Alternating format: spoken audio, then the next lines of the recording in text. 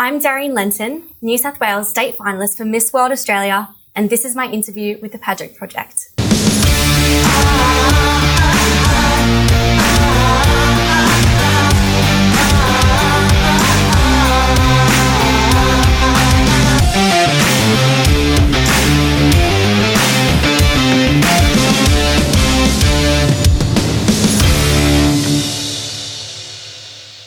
Hey everyone, it's Adrian from the Pageant Project, and I'm here with Darian Lenton, who is the first person I've actually interviewed from the Miss World Australia competition. She's a New South Wales state finalist. But before I say too much, Darian, welcome to the show. Thank you so much for having me, Adrian. And whereabouts are we? We're actually in Kirrawee. It's in the Sutherland Shire. And we're in South Village. It's a new apartment complex. I can't believe. Do you want to tell people just how big this is? You were telling me before. Yes, it's actually huge. There's 850 apartments, and underneath us we've got lots of restaurants and supermarkets. It's really convenient. I love it here. Yeah, and so if you like the view behind Darian, it's a lovely sort of pink and purple sky goes with the top. That's where we are. Darian, so you are a state finalist for New South Wales. Correct. In Miss World Australia. Yes. Why don't we start with, I guess, how you got into the crazy world of pageantry? Yeah. To begin with, so how did your journey start? That's a great question. So.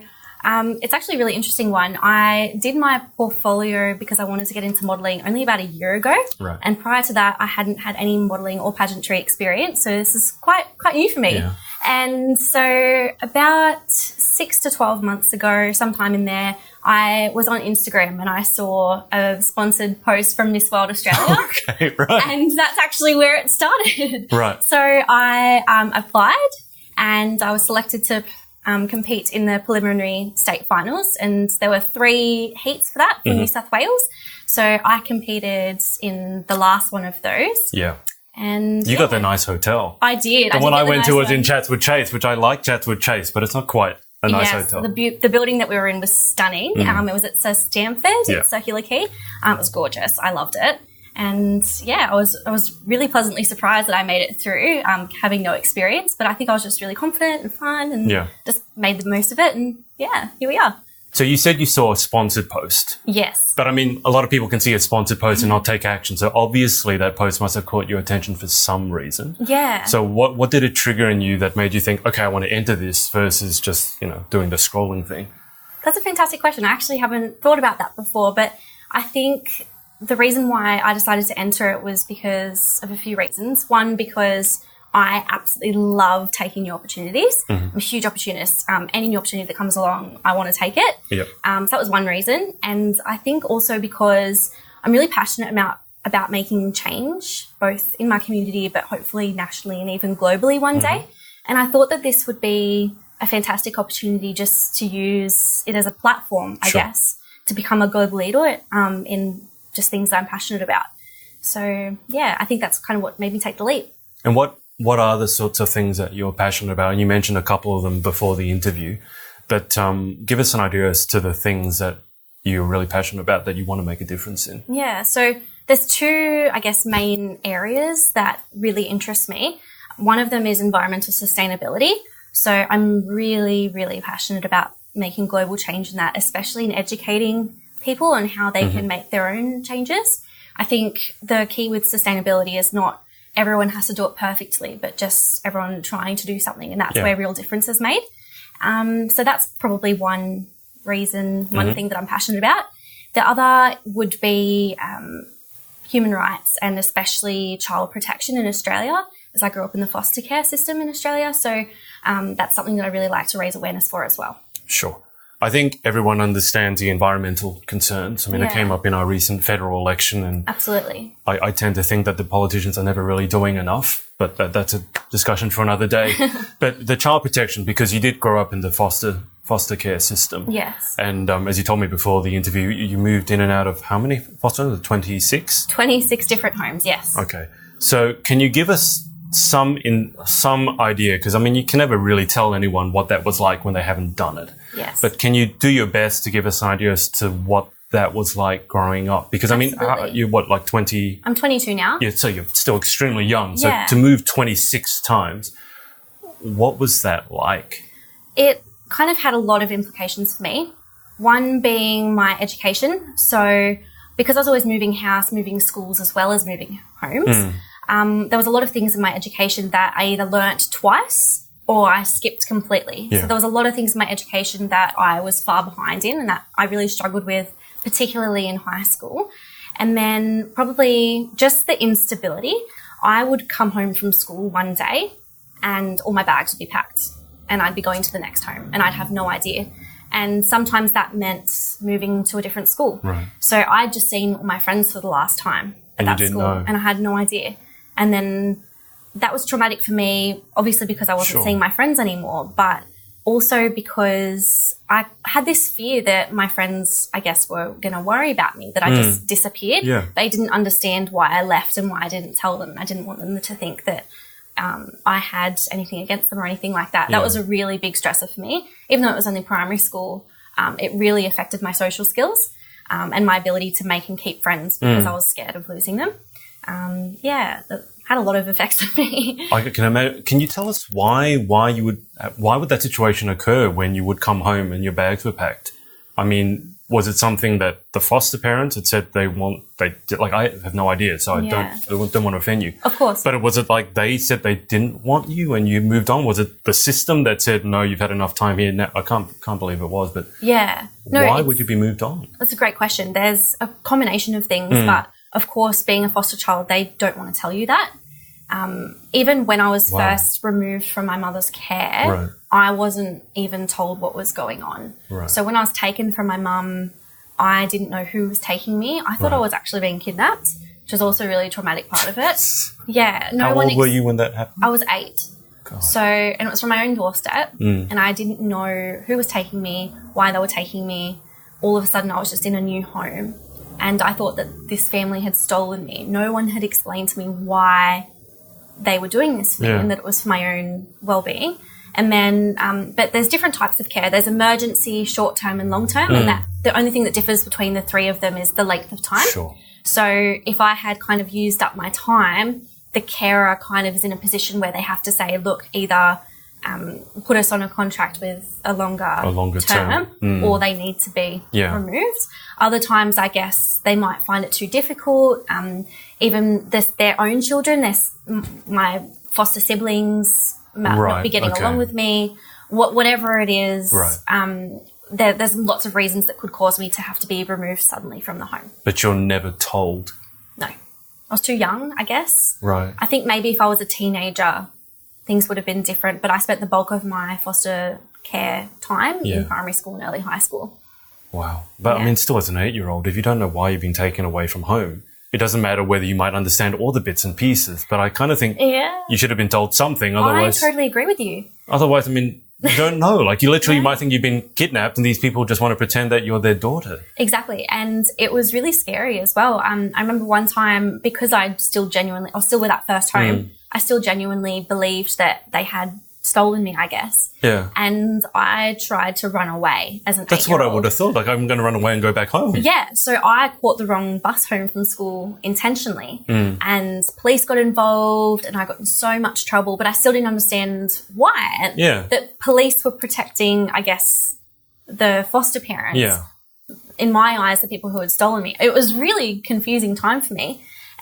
But that's what I would have figured. That's what I would have done if I was taken away from my home. The first thing I would do is try and get back. I think my reaction was perfectly natural. Yeah, absolutely. But because I was made to feel like my reaction was not natural and that I should be in trouble for that, it really, I think, interrupted my development and gave me a lot of anxiety and made me, especially as an adult and teenager, feel like everything was my fault. Yeah. So it's affected me really long term. Yeah. But it's pretty crazy. I've got to say, I've interviewed a lot of young women and even older women and even men, to be fair.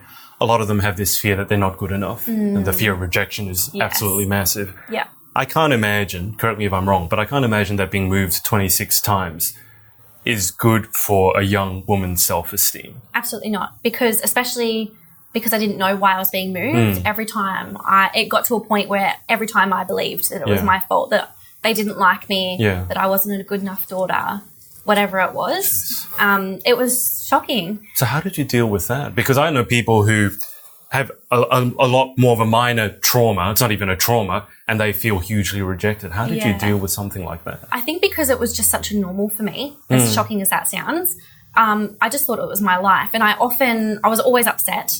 Yeah. I would cry at school, which I'd be bullied for. And it was a problem because I didn't know what was going on. So I couldn't really explain to my friends what was going on either, or my classmates.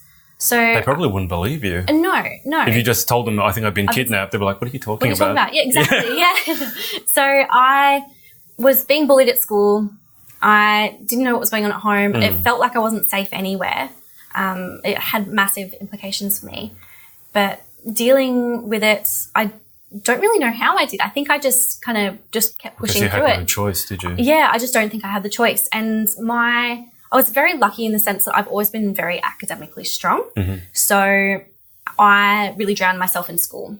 So I tried so hard in schoolwork. I would go over the top with homework. I remember even as a kid, I would make my own projects for myself. So I'd keep yourself busy. I cut pictures out of textbooks and like encyclopedias, from the bookshelves and make my own things, which was good that I had that distraction rather than getting up to mischief or which is where I think a lot of foster children end up going. Yeah. So I was quite lucky in that regard. Yeah. So having been through that experience, for want of a better word, what are the sorts of changes, because you said you're obviously passionate about that system, what are some of the changes that you might make to that system? I think the biggest one is that I was very much treated like a number. So just some numbers for you. When I was first taken off my mum, it took over 400 complaints for me to be taken from my mum, from my neighbours, school, friends, parents, whoever it was, saying that I was in danger and I needed to be removed from my mum, or that they should investigate it. When I was finally removed, there were over 900, just in my town, 900 other children who urgently needed a home. So I just wasn't a priority. And which town was this? This was in Nowra, down the south coast. Yeah. There was over 900 kids who also urgently needed a home, and I just wasn't a priority. So I think also as well, growing up in foster care, I never had any consistency. It was always new home, new home, new home. Yeah. It was a different person driving me from home to home. And I'm supposed to have a caseworker. Most foster kids do get a regular caseworker, but I didn't. Or if I did, I wasn't checked on or spoken to. So I had no form of stability whatsoever at all, no form of consistency. And I think just the fact that, I don't know, it made me feel very unhuman, I guess. Just treated like a number. Yeah, just a number. As opposed to a person with actual feelings. Yeah, exactly. When you said 900 children, that was in Australia, in New South Wales, or? Yes, in my town. Just in your town? Just in Nowra. Just in Nowra, there were 900. Who urgently needed a home, who weren't in foster care yet, but who needed to be removed, who like me, had several hundred complaints. I've heard a lot of numbers in my time, but that number is ridiculous. Huge, yes, and it's not like that for every town. It depends on the socioeconomic area. Like, I've been to Nowra, but I never would have thought that Nowra. I know when I was in Nowra, I never thought, gee, this is a place. It's a beautiful area. But it's shocking. So many people just don't know about it. And there was another shocking statistic, is that last year or the year before, there was over 49,000 people, like children, Australia-wide, who were in foster care. So when I think of that number, that makes me think how many weren't in foster care that needed a home. Because probably for everyone that's in it, there's probably, I don't know how many who need it. Depends on the town, but there's just such a lack of carers. And, they do their best to try and help by encouraging carers to take it up through compensation, through support, through even respite, taking the kids off for a weekend to give them a break.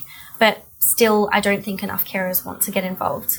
Sure. Why do you think that we have so many children who need to be placed in foster care in the first place? Because that number, as I said, it blows my mind. 49,000, that's a football stadium of basically disowned children. Why do you think, I guess, from a larger, maybe what society is doing, why do we have so many children that can't be with their actual parents? There's multiple reasons. I think there's a big stereotype that foster care is only for children with bad parents or parents who are not capable of looking after them. It's not always that case. It could also just be, a teenager has had a baby and can't look after it, the father's not around, and they want the best for the baby. So they, instead of, I guess, giving up for adoption, they put them in foster care. Because in Australia, adoption is ridiculously difficult. Out of those 49,000 children, only 250 were adopted.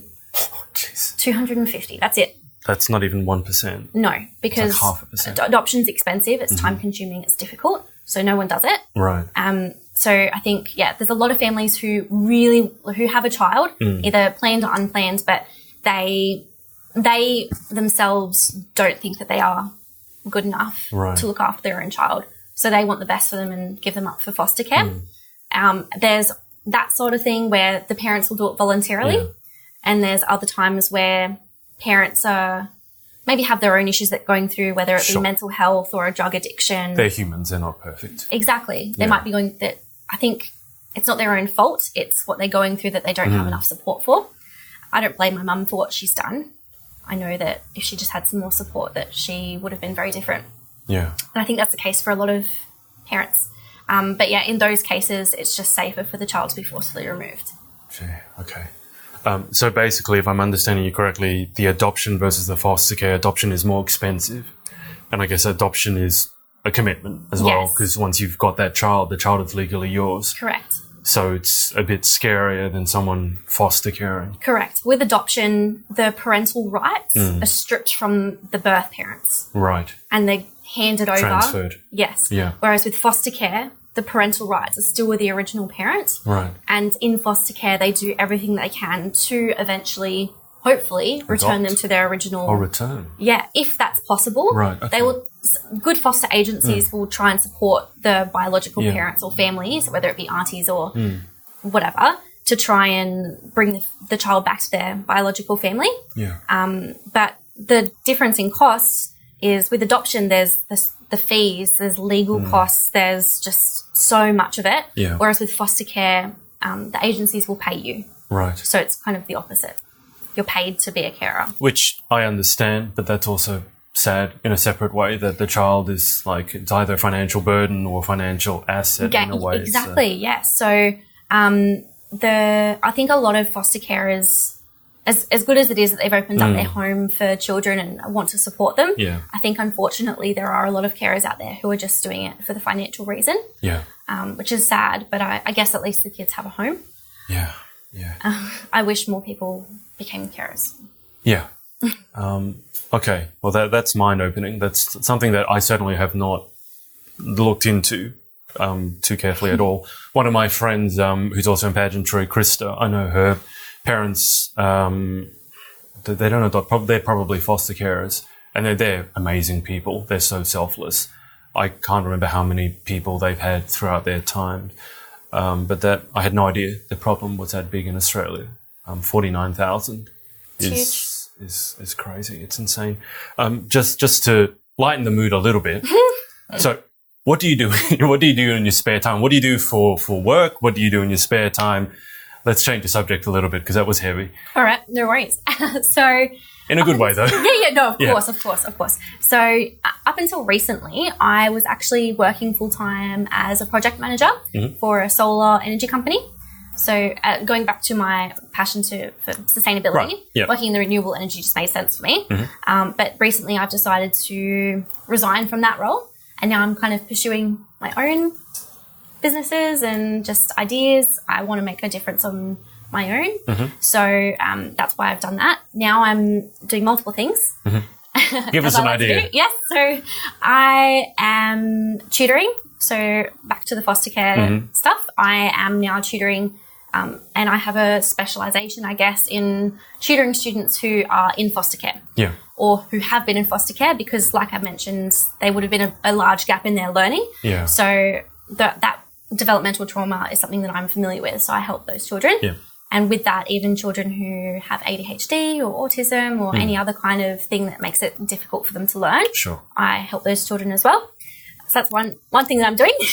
I also have a really large interest in music. So I sing and I play piano and I go busking a lot. So that's something that Whereabouts do you busk? So in this area, because I've only just recently moved to this home, I go busking in Cronulla in the main CBD. So It's really great. You just have to be a certain distance away from businesses and move every 2 hours, and they're happy. You don't need a license or anything. Okay, because in the CBD you do. You do, and it's paid, and if you don't have it, it's a really big fine. You need public liability insurance and everything. Yes. Yeah. So it really depends on the council, but I'm really lucky this council is pretty flexible and supportive of musicians, so that's great. Yeah. So that's music. Yep. What else is on your list of things to do? With also the sustainability stuff, I've started a group called Sustainable Shire. So I live in the Sutherland Shire, so Sustainable Shire. And it's just a social media page, basically similar to what you're doing with the Pageant project.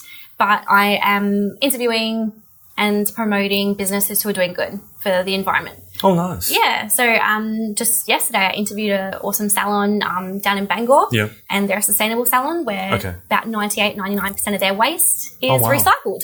Okay, that's amazing. It's fantastic. So like the scrap hair is put into nets, and they use that to soak up oil spills. It's amazing. I didn't know that was possible. Yeah, neither did I. So before I forget, because I will ask you for your social media details separately at the end, but how can people find this page that you started? Yeah, sure. So it's just on Instagram. And we have a Facebook page as well, and it's just Our Sustainable Shire. So at Our Sustainable Shire. Yes, correct. Okay, perfect. Yeah. Okay, so that keeps you busy? It does. And I have a really bad habit of just picking up every opportunity that comes along. So I'm getting that feeling. I do sometimes overwhelm myself. I'm not surprised by that at all. No. But it's good. I like the challenge. Keeping busy is really motivating for me. That's what gets me up in the morning when I know I have somewhere to be or someone to meet or something to do or something to fix. That's what drives me. So do you do anything in downtime, or do you not have any downtime? My downtime is probably just music. Yeah. Or spending time with my housemate. I have an amazing housemate, Taylor. We've known each other since early high school. So, we met at one of those schools I went to. Yeah. They're living together now. Yeah. And other than that, just probably music. So tell us a bit more about the music, because I love music. But what sort of genre? So you said you sing, there's piano, there's guitar. Is it acoustic guitar? Yes. Okay, so what sort of musical tastes do you have? I am really broad. I don't really have a particular genre or artist that I like in particular. I feel like a lot of different genres or a lot of different artists have maybe one or two songs that really suit my voice or style, but other songs they don't. Right. So it's really difficult for me to pinpoint some. Is your voice sort of more poppy? Is it more soulful? Are we talking like Ariana Grande? Like what? I would really say more soulful, like more even soul. Not jazz, but just like more of like a groovy, like slower feel is like something I really love to do. Okay. So I love Norah Jones. Yeah. I saw Norah Jones back before she was famous. She came to the Opera House. No way. And she was kind of not really busking. She was just kind of like in sort of entry area. And I remember getting a CD from her. It's like, who's this Norah Jones? And then obviously she became Norah Jones. Literally, I had no idea who she was, and I was on my way to probably a classical concert. Wow. And I could have like talked to her and everything, but you just have no idea who's going to make it, right? And I just remember getting the CD like Norah Jones, and now she's Norah. Do you still have the CD? No, I don't think so. I think I threw it out because like this is not going to... What a fantastic story though. I know. It's crazy. I think I was on the way to, I don't know if you know Diana Krall. She's not so big now, but she was a massive jazz singer. But I mean, what are your favorite songs to sing? You must have some favorite songs to perform. I do. My favorite one, it changes all the time. Okay. So what's at the moment? My favorite song at the moment is Million by Alan Stone. Yeah, I don't know. It's just exactly what I just described. It's really just slow but groovy and just really soulful. I don't know. Nice. I love it. It's fun. Nice. Are you going to perform at your event? Not tonight, but when I will be... I figure you're not at Grilled. Not at Grilled. We love Grilled. I love the burgers, but probably you're not going to perform at Grilled. Not at Grilled, but when I do have my big fundraising event, which the date is to be announced, I will hopefully perform at least one song.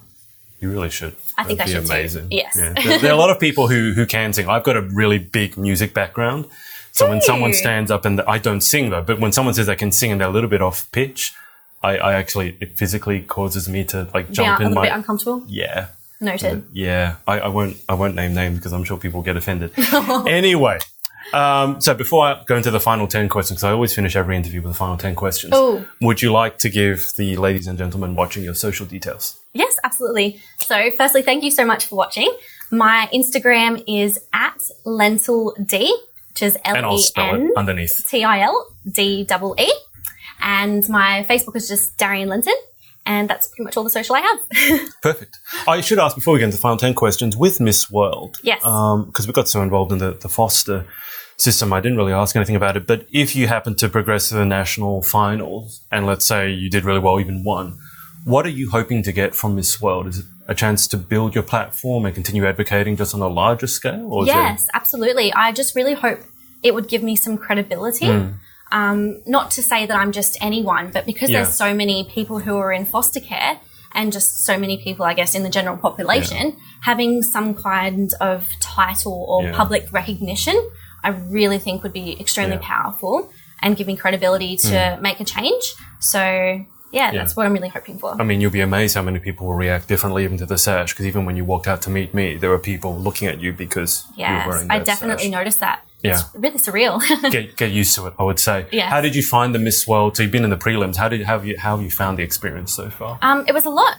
Not to say that I was expecting it to be bad or anything, but it was much better than I was expecting. I wasn't sure, because I've never done pageants before, I was kind of expecting the girls to maybe be a little...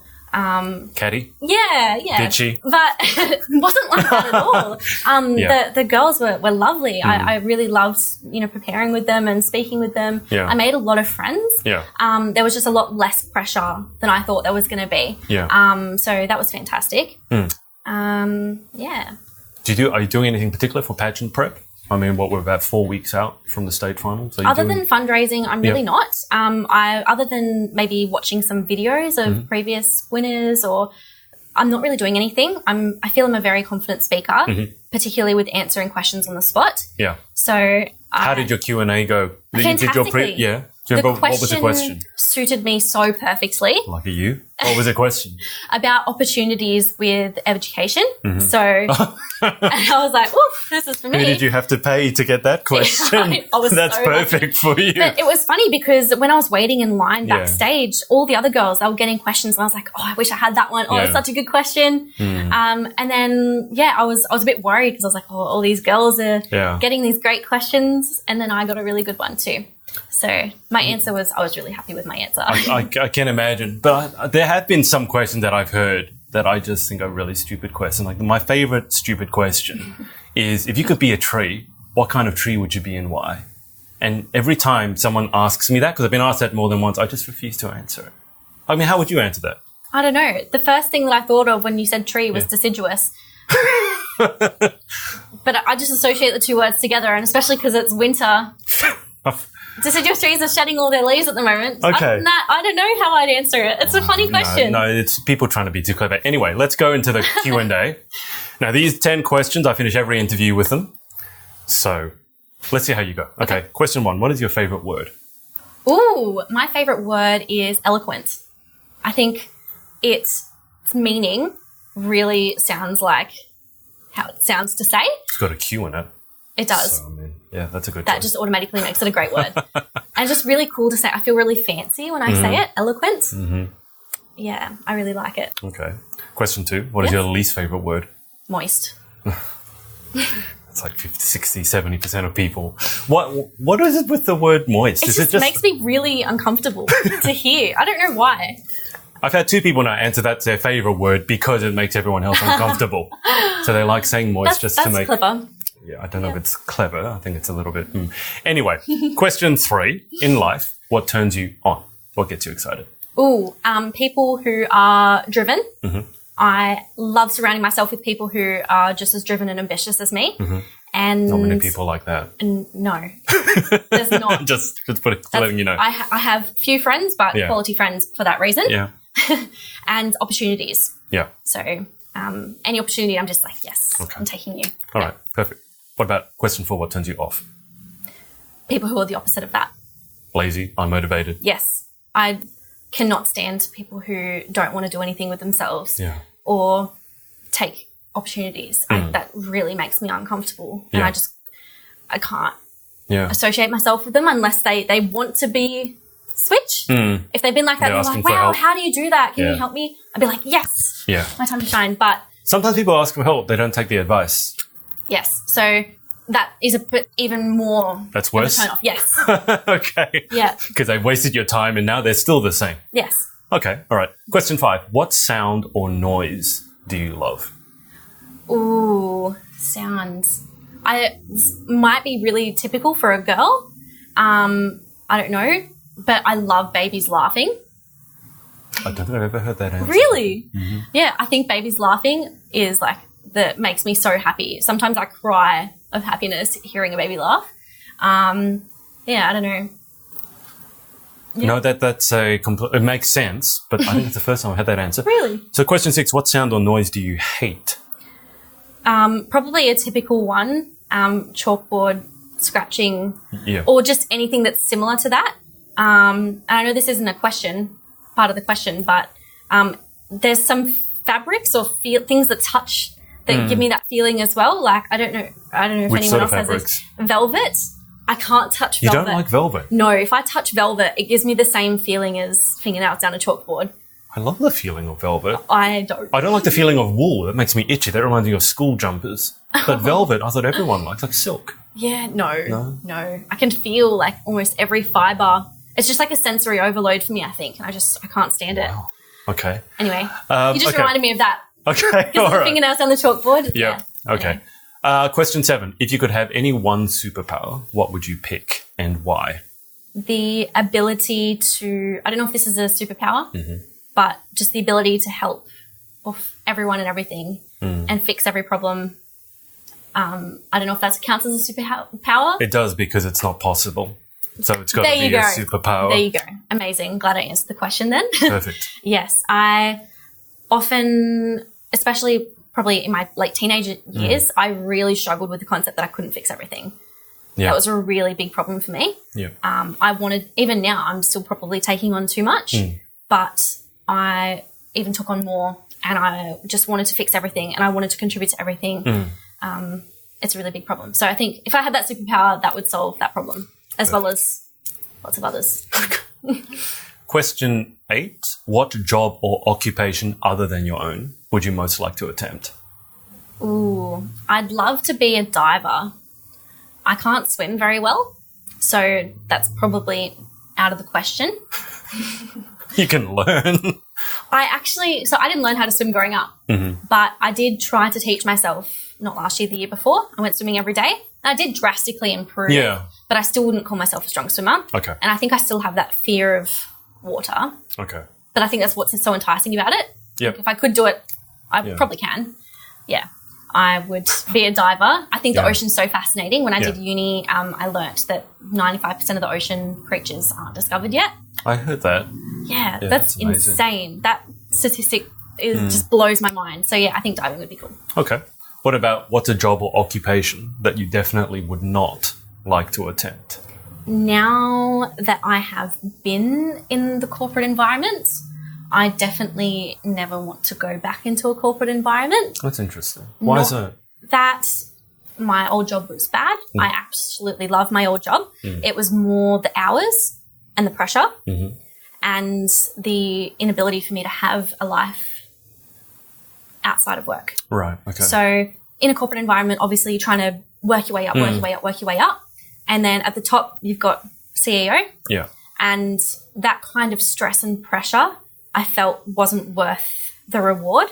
I'd prefer to find a job that has less hours, better pay, so that you can earn a similar amount in a shorter amount of time and have a more fulfilling life. I'd much prefer. Well, you strike me as someone who would handle stress and pressure well. Yes, I am. So you're probably saying it just wasn't worth it because obviously you've got a lot of other ambitions as well. Exactly. And having that 9 to 5 or 8 to 9, whatever it is these days, wasn't going to allow you to have the energy to pursue all the other things. Exactly. Right. And I found that exhausting in itself. That I was getting distracted really easily just by all these other things that I wanted to do, and I just lost motivation to work, I guess. Even though I loved what I was doing, my brain doesn't have the ability to just focus on one thing. We call you multi-passionate. Yes. Yeah. Yes. But yes, I do cope with stress and pressure very well. Yeah. Which is why I did thrive in that job. I did really well. I worked my way up and it was fantastic. But I just think even though it was good, there are things that are better for me. Perfect. Okay, final question. If heaven exists, what would you like to hear God say when you arrive at the pearly gates? Ooh. I'm sorry. I'm sorry. I think there's so many things that he could be sorry for, or she. We don't know if God's a girl or a boy. I sometimes say she. What would you like to hear her ask? So I think there's just so many things in the world that people are suffering from. Yeah. And in some cases, even like myself, the suffering has been a good thing because it's helped me to grow into a different and almost a better person, I think. And the suffering's been good. In retrospect. But still in the middle of it, especially to kids. Going through it, yes. But then on the flip side, there's also a substantial amount of suffering. So much more than, like a much greater percentage than the type of people like me.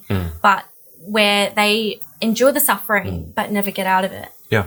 And that really upsets me. Yeah. And not as a direct apology to me, but just an indirect apology to the world, I guess. Yeah.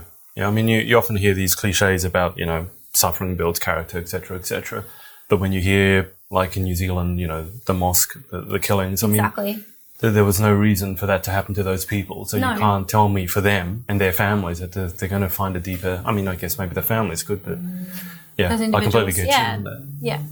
So that would be what I would say. Wow. Okay.